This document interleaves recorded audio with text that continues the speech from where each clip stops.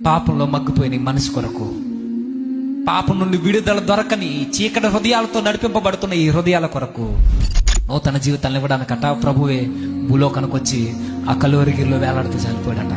మనం అనుకుంటాం పాపం అనగానే చిన్నగా చూస్తామండి, కానీ పాపం ఎంత భయంకరమో చెప్పనా? పాపం ఎంత భయంకరమైందో నీకు అర్థం కావాలంటే, ప్రభువుని మన పాపం ఎలా బలి తీసుకుందో ఆ ఒలీవల తోటలోనికి, గెత్సెమనే వలంలోనికి వెళ్తే మనకు అర్థమవుతుంది.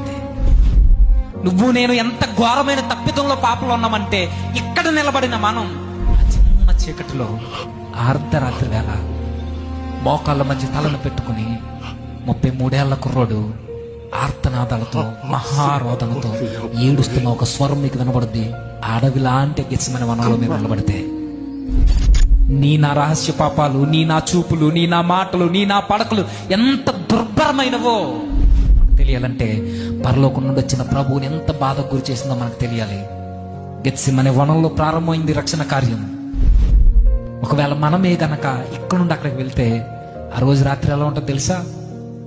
చుట్టూ నిశ్శబ్దమైన వాతావరణం. ఆ రోజు చిన్న చిన్న పురుగుల యొక్క శబ్దం, ఆ చిమ్మ చీకటిలో, ఆ వెన్నెల వెలుతురులో మనం అలా నడుచుకుంటూ వెళ్తున్నప్పుడు, ఏది కానరాకున్నప్పుడు ఎక్కడో దూరంలో ఒక స్వరం వినబడుద్ది ఏడుస్తూ.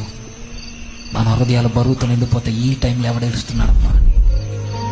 ఆ స్వరం వైపు అలా మనం నడుచుకుంటూ వెళ్తే ఒక వ్యక్తి కనబడతాడు దూరం నుంచి, మోకాళ్ళ మధ్య తన ముఖాన్ని కిందకు పెట్టుకుని దేవునితో మాట్లాడుతూ, అయ్యా నీ చిత్తమైతే ఈ గిన్నె నా యొద్ద నుండి తొలగించని ఆ మాట మనకు వినబడుతుంటుంది.